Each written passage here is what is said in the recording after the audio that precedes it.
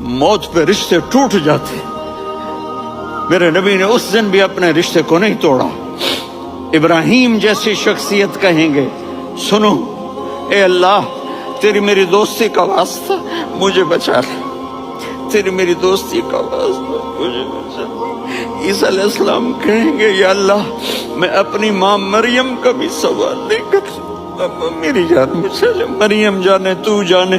اور میرا نبی کہے یا اللہ میری امت کو بچا لے. کون سی امت؟ میں نے ساری زندگی اس کا مذاق اڑایا. میرا نبی کہتا دفع ہو جاؤ, دور ہو جاؤ میری نظروں سے, تم نے میری نسل کو قتل کیا, تم نے میرے گھرانے کو اجاڑ دیا.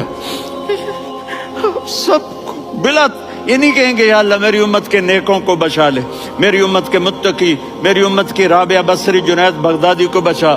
نہیں یا اللہ ساری امت کو میری جھولی میں ڈال دے, ساری امت کو میری جھولی میں ڈال.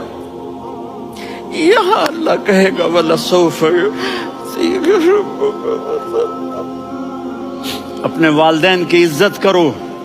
یہاں کا بڑھاپا بڑا خوفناک ہے کہ اولادیں چھوڑ جاتی ہیں اور ماں باپ ٹوائلٹ جانے سے بھی عاجز ہوتے ہیں. اپنی ماں کی دعا لو, اپنے باپ کی دعا لو. میرے نبی نے فرمایا تیرا باپ تیری جنت کا سب سے بڑا دروازہ ہے. اگر تو نے باپ کو ناراض کر کے موت پائی تو تیرے لیے جنت کا دروازہ کھل نہ سکے گا.